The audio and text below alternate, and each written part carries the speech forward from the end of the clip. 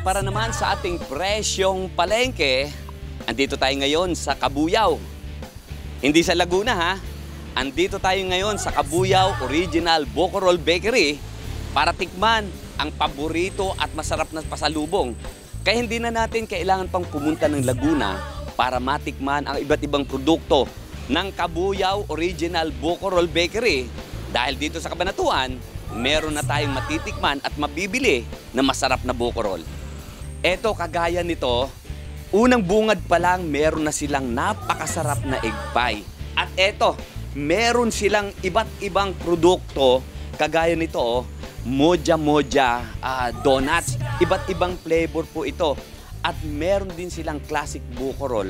Hindi lamang classic bocorol, ang dami nilang iba't ibang flavor. Mamaya, makikita natin. At eto pa, meron dito isa sa paborito ko mula nung bata pa lang ako. Paboritong-paborito ko ito.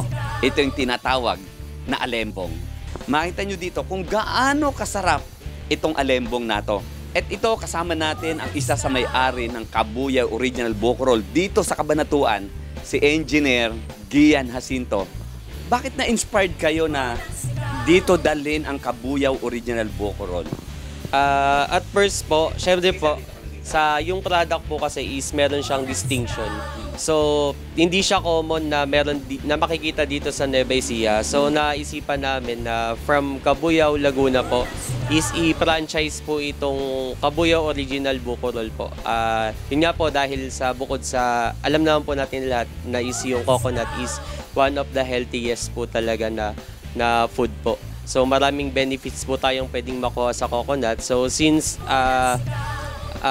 gusto po namin siyang ipakilala dito din sa Nueva Ecija, si Kabuyaw's Original Bocorol po. And natikman din po kasi namin yung mga products nila bago namin nag-franchise na talaga pong quality and masarap yung produkto po.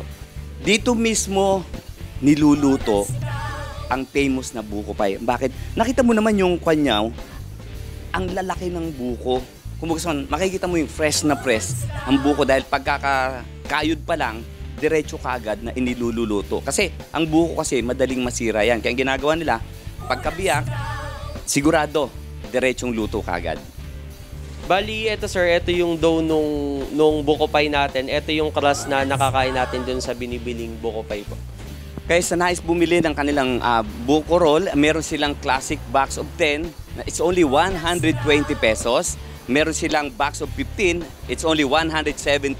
Meron silang flavor ng ubi, merong pandan, merong pineapple, meron din silang mixed flavor. Kaya yung sa kanilang mixed flavor, lahat ng flavor na gusto mo, sa 10 piraso is only 125 pesos.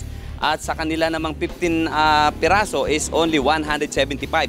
Meron din silang moja-moja donuts na ang kanilang mixed flavor ay ng 12 pieces sa isang box is 110.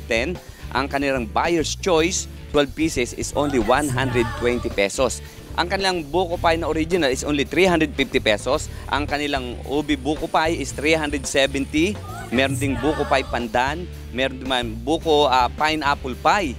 Ang kanilang classic hopia, meron din 110 isang box. At eto nga, yung tinikman ko kaninang alembong, meron silang strawberry flavor na 10 piraso, it's only 110 pesos. Meron ding ubi, merong mixed flavor. Pagsasamahin natin, it's only 110 pesos. Ang Kabuyaw Bocorol Cabanatuan ay bukas mula alas 10 ng umaga hanggang alas 9 ng gabi. Depende sa dami ng customer.